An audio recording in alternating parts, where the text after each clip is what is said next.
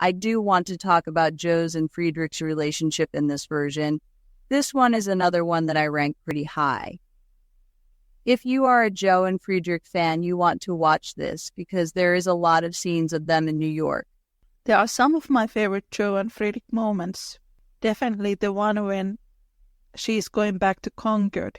He runs after her carriage and gives her the Shakespeare book. And I'm like, my heart is melting. I can't take it. I know. Oh my God. And I love the moment Jo is going to drop of his socks after mending them. She finds his book and she is reading it, and he walks in and he stands on the doorway. I always say that in this version, that is the moment when he realizes he is in love with her, because he looks at her being like, look how beautiful she is. Oh my God, I love her. I always read it that way. That is the moment when he really understood what his feelings were. That moment I liked, and I liked their first meeting. And this is a small little bonus point. This is the first version we see Emil and Franz in, because we don't see them in 1970. They're mentioned, but we never see them. This is where we see them for the first time. He and Jo go out with the boys and the girls to the park. I like their first meeting because obviously very clear that they do like each other. When she leaves, she offers her hand and he kisses it. And I'm like, that is so cute. He is a gentleman, but not in a patronizing way. That is how Friedrich is. There is a lot of really great moments in this. One of my other favorites is when Jo is back in Concord, and then in New York, Friedrich is looking for a job so that he could move to Concord and provide a home for Jo. We see him going through these university teaching positions. To me, in the book, that was really one of the most romantic aspects about Friedrich's character. He is incredibly poor, but he is willing to work for Jo. He would give a coat from his bag for Jo. I really like that scene. He says, this isn't going as I planned. In Under the Umbrella, he goes, I will take a wife. If you will have me, I am in love with you. It is so adorable. In the most affectionate way. They are both idiots in love. They presume one thing. They can't seem to make it quite so rom-com type of romantic scene, but it is still in an enduring way a romantic scene. That is another plus. The dialogue in Under the Umbrella, it has similarities to the book. This one has two moments of Friedrich following Jo's writing. When Mrs. Kirk shows up, look, another story by Jo. He takes it and he reads it. I really like that moment because it shows that he is falling into her writings, and he is like, she is doing a really good job. This version does have the argument between the two of them. They make up. There is admitting on Jo's part that maybe it is not the greatest of her writings. They come into understanding when he is like, even though your writing is good, you cannot expect me to go back on everything I have just said, what I believe in. She is like, no, I don't expect you to. You should. That is why I like you. You are very certain and strong in what you feel. As much as I don't like them arguing, I can appreciate that they manage to bring it back to them having this understanding that this is who they are, and appreciate that. It is weird with the arguing. I don't know where people come up with that. In the book, even before Jo meets Friedrich, she calls her sensational stories as trash and rubbish, and she keeps on repeating that. Sensational stories are trash. I don't like writing them. I only write them for the money. She's not defending sensationalism itself. She doesn't like that type of literature and has very little respect for it. I can only imagine either two things. One, whoever the scriptwriter was kind of misinterpreted that moment from the book, or they thought I can't have anything good and simple. So they needed to add little drama into the scene. And so they felt like, oh, let's have a moment where they argue about this, because they must have thought, oh, relationships cannot be real if there isn't at least one argument or something, which is weird. We may have grown up with that notion. For now, realizing you can have a relationship when you don't argue.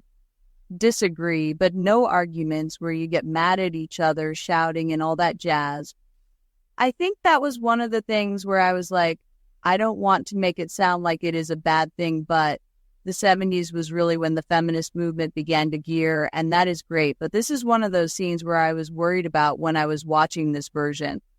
Are they go up with this gear and make it more than what it was? You know what I mean? I think the earlier 70s version does that a lot more. That was the thing I was worried about. I felt like they wanted to put the argument in and be like, watch Jo having backbone. You know what I am trying to say? Compared to some of the other versions where they really take that extreme feminism to the other end. This one still manages to be where it is supposed to be. You know, in the book, it is really Laurie who does not want Jo to write. And sadly, a lot of modern feminists who don't read the book and only watch the adaptations are like, Friedrich didn't want Jo to write. Friedrich is based on Goethe, who Louisa May Alcott adored and who inspired her to become a writer in the first place. That narration doesn't make any sense. In the 1994 film, that is the only one where Laurie says, you don't need to write if you don't want to. Right. In the book, Jo says that Laurie, would not approve her writing. Laurie would not approve Jo writing. But that is not in the adaptations. Instead, they have this argument between Jo and Fritz, which is not in the book. So they changed the narrative, which is really weird. And as a canon fan, I say that is unforgivable. It is blown by in certain adaptations. I think, like if I remember correctly, in 33 and 49, in the proposal scenes, Jo says you would hate my scribblings. In 94, Laurie is like, you don't have to write, and then she makes a face, and he says, unless you want to. He doesn't say it in a way like, oh, you don't have to write for money. It's like, you don't have to write ever, unless if you don't want to. It feels like he doesn't take it that seriously that Jo wants to write. That is the feeling I get from the 1994 film, which is true to the book. Laurie did not take it that seriously. In the 78 version, do they have a scene where they discuss her writing? I don't think they had that discussion. The proposal scene, I don't think it was that angry. Jo does say that if she would meet the right person, it should be our earth-shaking love. And which is a really good scene in this series because that is also in the book. And Laurie is hurt, but I didn't get the feeling that he was incredibly disappointed, or maybe it was just me. It doesn't feel quite as emotionally charged as it could have been on Laurie's part. That is interesting. Maybe he expected Jo to say no? You can either see him disappointed but trying to not show it, or him having that moment of realization. Maybe I don't like Jo as much as I think I do. I would like to go with that because I am an Amy and Laurie shipper. Oh yeah. This one was better than I expected. It felt very true to the story. Actors were pretty good. It has its moments, but if you had to put it on the ranking, where would you put it? It is 5 or 4 for me, I'd say. At the moment, let's do 5 because I feel like we are going to switch some things soon. I think so too. We should rank the best couples in the adaptations, like the best Jo and Friedrich chemistry or the best Amy and Laurie chemistry. Yes, sometimes adaptation is not the greatest, but this one has the best version of this couple. You got to, really break it down. We can do that someday. I did remember something about the 1978 series that I absolutely love. That is the moment when Jo and Beth are by the seaside. Jo is either writing a letter for Friedrich or she is reading a letter from him. Beth takes it. She is teasing her and calls him her professor. It is adorable. Do you remember that? Oh, yeah, I do remember. They were corresponding. I do remember that he gets a letter from Jo, and he is the one who says that your sister is dying. And when he writes back, Beth is like, oh, another letter from your professor. And Jo is like, he is not my professor. She is not angry or anything, but you kind of feel like she would wish he was. I do remember that. That was a really nice moment. It is not only a nice moment showing Jo and Friedrich's relationship and how much they interact, but it is a nice moment between Jo and Beth, I got to say. I really like it, and it is pretty rare to see Jo and Friedrich writing these letters in the adaptations because it is one of my favorite parts in the books. They become pen pals after they depart in New York, and when they get engaged, he moves to West to work, to raise money essentially, and they write these long love letters to each other. I always thought that was really romantic. I always enjoy watching them writing to each other. It happens in this adaptation and also in the 2017 series. I was going to say there is not a lot of versions of Jo and Friedrich writing to each other. I think it is because stuff happens so quickly. When I think about the 33 and 49 versions, it feels like a month has passed or 2 months after Jo leaving New York before Friedrich comes to see her. Whereas in the book, it is few years. You do get to know a person when you write letters to them. It is very personal, writing a letter. It is more personal than an Instagram message. I just love it. I like that we actually really see and hear their voices, the voiceover of their letters. That is a really nice moment. I am glad you did remind me. That is a really good moment of them. I always felt that if Beth would have lived, she would have loved Jo and Friedrich together, definitely. Oh my God, yeah, I remember a long time ago, someone had asked me, how do you think Friedrich and Beth would have been with each other? I wrote, they would have connected to each other through music, because obviously we know Friedrich plays the piano and violin. Am I right? Yes. So I feel like he would have, with his gentle nature, approach her and be like, hello, Beth. I heard that you are a great lover of music. I brought this piece of music we can play together. She would play the piano and he would play the violin, and that would be their introduction. I think I have a story somewhere where Beth sits there and goes like, Jo, if he becomes my brother-in-law, I will be so happy. And Jo is like, what? That is her moment of being like, wait a minute, sort of realizing her own feelings. I should reblog that because I did write that a while ago. Do it. Yeah, I have to find it. But yeah, it was great. That was a pretty good moment. I do think Jo did fell for Friedrich because there is that familiarity to Beth. There is some kind of similar essence with them. They both have this ability to calm her, and that is important in both of those relationships. I have always felt that Friedrich and Beth were really similar. I think they have the same zodiac. I think they are both Cancers. Do you want to know a fun fact? Of course. Henry David Thoreau was a Cancer. Yes. I was trying to figure out everybody's birthdays from the story, and I remember thinking I am just going to look at the people they are based off to help me. I think with Amy and Beth, when I tried to look it up, all I got, oh, this is the year they were born. I didn't get the month. Jo, she was born in November. She is Sagittarius, but I had hard time finding what the certain characters are, so I had to check out their birthdays. Cancer is a water sign, a new headcanon. My mom is a Sagittarius.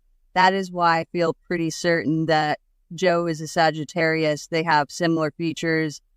Yes, I think Jo is a Sagittarius or a Scorpio. I would have said that Jo was a Scorpio, but when I checked it, she was born in the end of November, making her Sagittarius. Okay. Louisa May Alcott was a Sagittarius. That is why people think that Jo is Sagittarius too. Then it must be true. I'm a Virgo. I was just born in the moment when Leo turns into Virgo, and I always thought that I'm a little bit of a Leo because of that. I am Pisces. Aries comes after that, but I don't feel like I am much of an Aries. When I went to look at Sagittarius, their fire signs are Aries, but also Leo, which is what I thought Amy is because May Alcott was Leo. Oh, I love that. So it sort of makes sense to me why the two of them butt heads. That makes a lot of sense.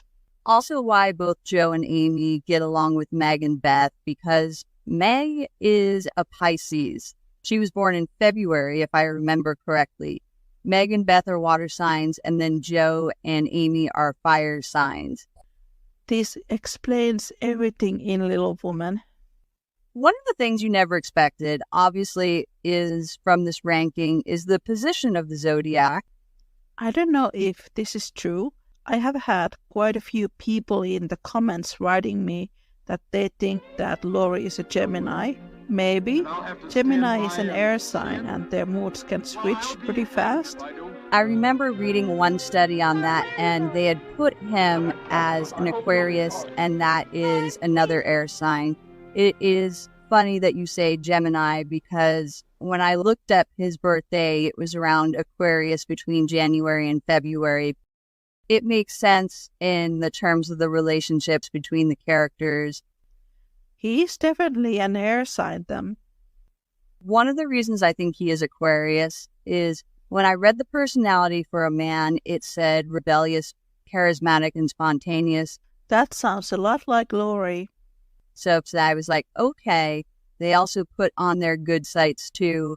They are honest, loyal, and devoted. I think when you get past the more negative sides, he is extremely loyal.